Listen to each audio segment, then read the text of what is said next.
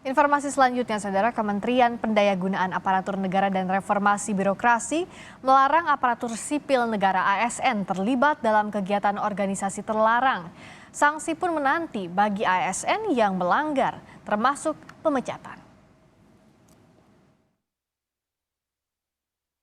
Pelarangan keterlibatan aparatur sipil negara (ASN) di organisasi terlarang tercantum dalam surat edaran yang ditandatangani Menteri PAN-RB Cahyokumolo dan Kepala Badan Kepegawaian Negara (BKN) Bima Arya Wibisana.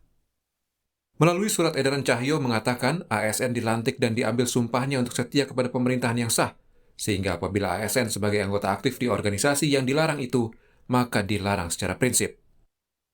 Sejumlah poin larangan bagi ASN meliputi menjadi anggota, menggunakan atribut, dan mendukung organisasi terlarang melalui media sosial. Sementara organisasi terlarang yang dimaksud dalam surat edaran diantaranya Partai Komunis Indonesia (PKI), Front Pembela Islam (FPI), dan Hizbut Tahrir Indonesia (HTI). Larangan ini didukung anggota Komisi 3 DPR dari fraksi Partai Persatuan Pembangunan Arsul Sani. Surat edaran bisa jadi salah satu cara menghilangkan sikap intoleransi di kalangan ASN yang bertugas mendukung pemerintah. Sampai kemudian katakanlah punya paham, punya pikiran, ya apalagi ikut dalam gerakan berarti dalam bentuk perbuatan yang menyimpang dari itu, ya memang sudah tidak pada tempatnya. Masa dia sehari-harinya dapat penghasilan dari negara, tugasnya itu untuk menguatkan negara ini, kok malah dengan cara seperti itu sama saja dengan menggerogoti. Dan dalam jangka panjang ikut meruntuhkan berarti, seperti itu.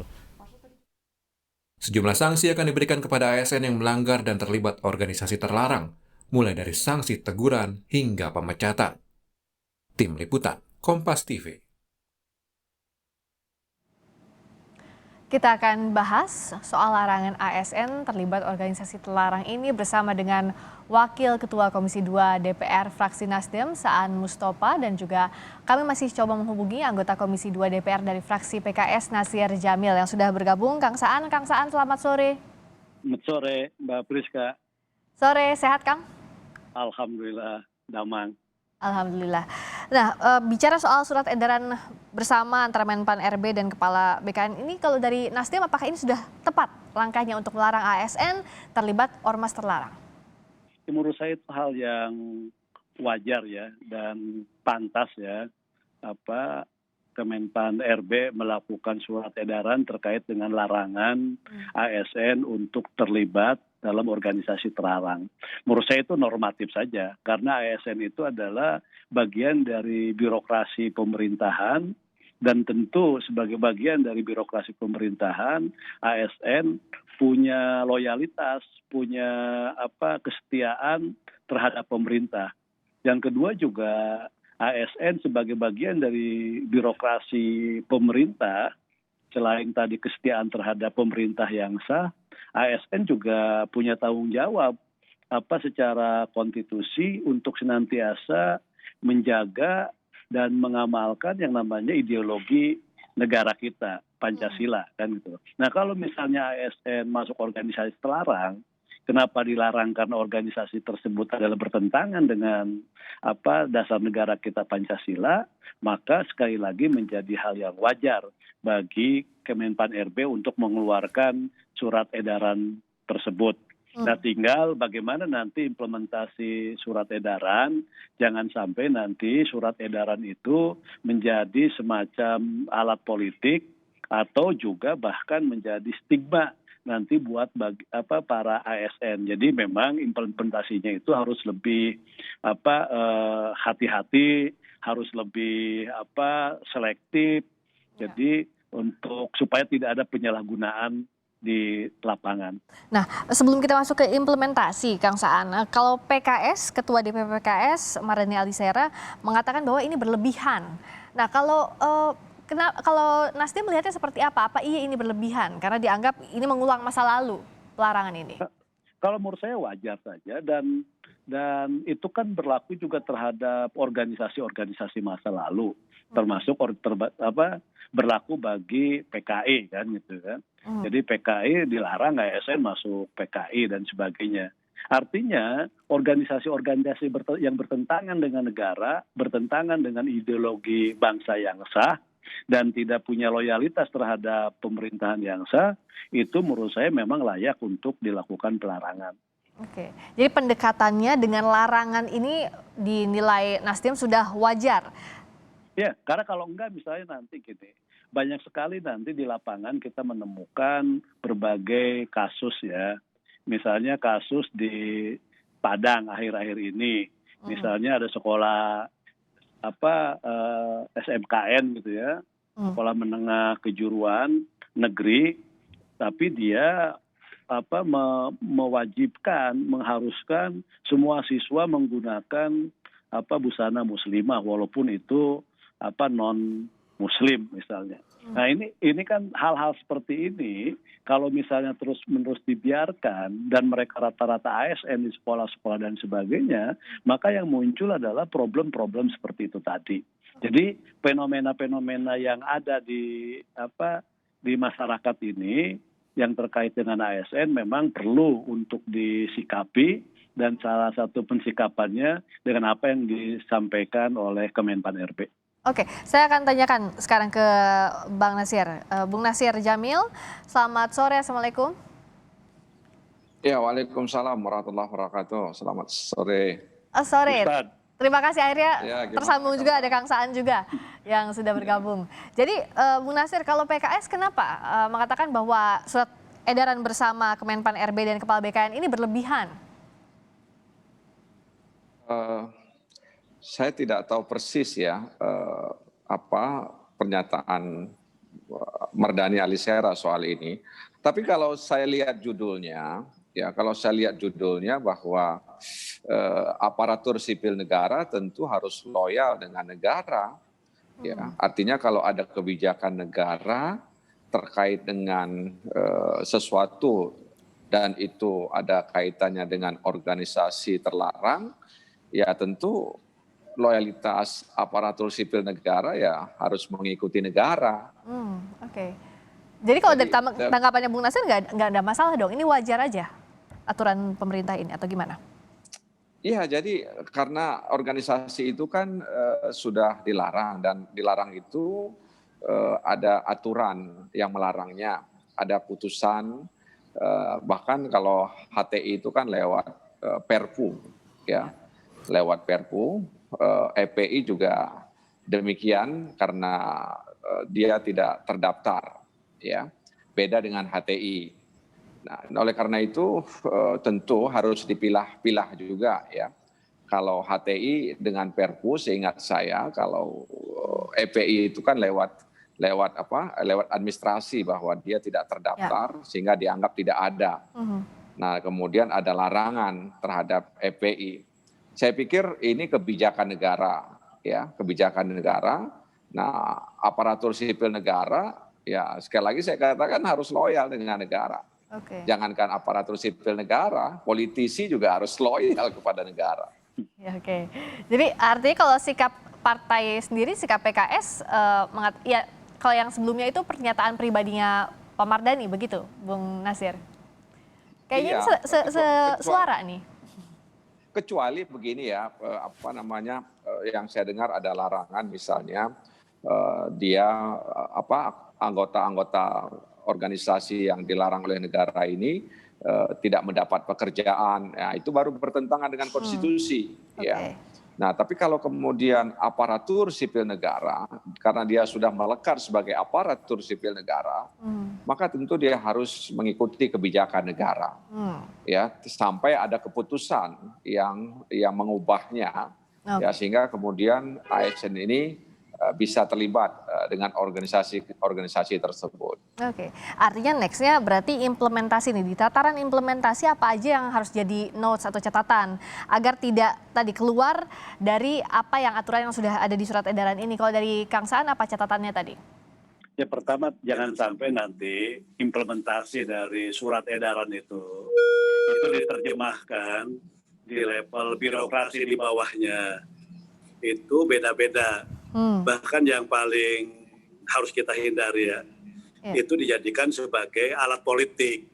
Ini ya catatannya. Jadi dengan catatan itu, dengan stigma, oh ini organisasi terlarang, Ya, pada dasarnya dia tidak masuk dalam anggota itu, tapi ya dicari-cari misalnya. Jadi stigmatisasi itu yang harus dihindari. Oke, jangan sampai ada stigma menggunakan ini. Kalau Bung Nasir melihat apakah ada potensi ini jadi alat politik? Kita punya Komisi Aparatur Sipil Negara yang di dalam revisi rencana mau dibubarkan ini dengan jadi Komisi Aparatur Sipil Negara ini yang kita harapkan bisa mengawasi ya aparatur sipil negara terlibat dalam organisasi yang dilarang oleh pemerintah. Nah, kita percayakan kepada Komisi Aparatur Sipil Negara sehingga kekhawatiran yang disampaikan oleh Kang Saan tadi itu tidak terjadi. Sebab bisa saja kalau tidak diawasi dengan baik, maka ini akan berdampak ya. Pertama merugikan ASN tersebut. Yang kedua juga yaitu akan didapat keuntungan politik tertentu oleh kekuasaan atau kekuatan politik tertentu.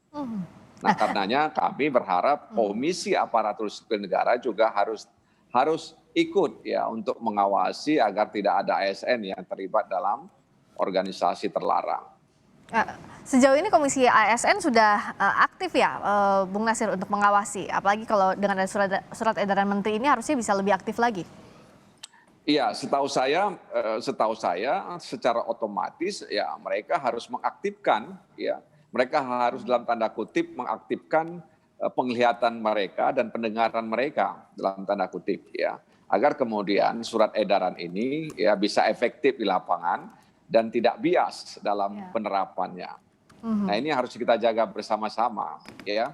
Sehingga kemudian ASN yang kemudian mendapat informasi terkait dengan pelarangan ini ya tentu juga harus berangkat dari kesadaran sendiri bahwa mereka tidak akan melibatkan diri dalam organisasi terlarang tersebut.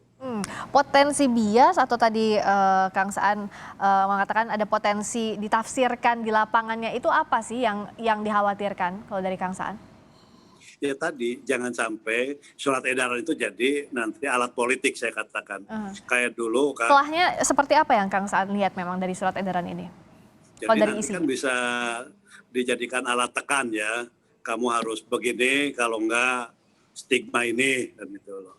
Jadi ini hal-hal seperti ini, seperti zaman Orde Baru lah ya.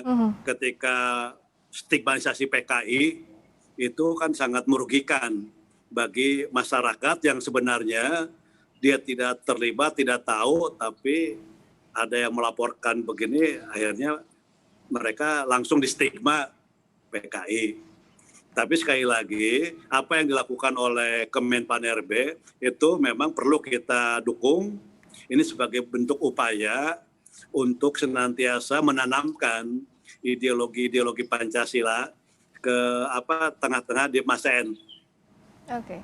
Nah, saya akan lihatkan ini grafis atau kita lihat aturannya, ini apa hukuman disiplin untuk ASN yang melanggar atau sanksinya seperti apa. Hukuman disiplin tingkat beratnya ini penurunan pangkat setingkat lebih rendah selama 3 tahun, ada juga pemindahan dalam rangka penurunan jabatan setingkat lebih rendah, ada pembebasan dari jabatan, juga ada pemberhentian dengan hormat tidak atas permintaan sendiri sebagai PNS, dan pemberhentian tidak dengan hormat sebagai PNS. Ini ada di pasal 7 PP nomor 53 tahun 2010 tentang disiplin pegawai negeri sipil.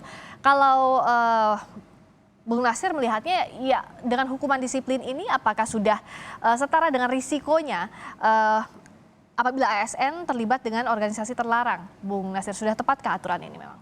Iya, sebenarnya dalam pandangan saya tidak mesti ada surat edaran ini. Seorang ASN juga sudah tahu ya posisi dirinya bahwa ketika dia menjadi ASN dia akan disumpah ya.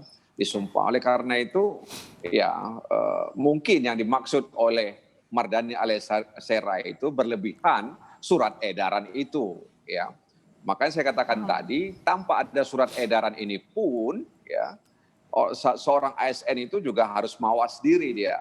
Dia harus patut diri dan dia memahami sebenarnya tugas dan fungsi dan serta loyalitasnya kepada negara. Nah, karena itu boleh jadi apa yang dimaksud oleh Mardhani Alisera itu adalah surat edarannya yang mungkin berlebihan kalau dilihat dengan posisi aparatur sipil negara itu sendiri. Oke. Jadi dengan peraturan perundang-undangan yang ada pun sebenarnya harusnya sudah otomatis begitu ya, Bung Nasir ya? Iya sudah Loyalitas otomatis itu. ya, makanya itu yang mungkin dimaksud oleh Mardhani Alisera ya agak overacting ya pemerintah lewat kementerian terkait yang mengeluarkan surat edaran tersebut. Oke, kalau Kang Saan melihatnya seperti apa? Dan untuk praktik di lapangan selain tadi agar implementasinya jangan sampai multitafsir atau digunakan sebagai alat politik, apalagi yang harus jadi perhatian pemerintah dalam praktiknya nanti pemberlakuan surat edaran ini? Kan sebelum dilarang mereka jadi HTI, FPI, terus juga sebelum ada surat edaran, mungkin kan masih sebelum-sebelumnya ada ASN-ASN yang terlibat di organisasi-organisasi tersebut.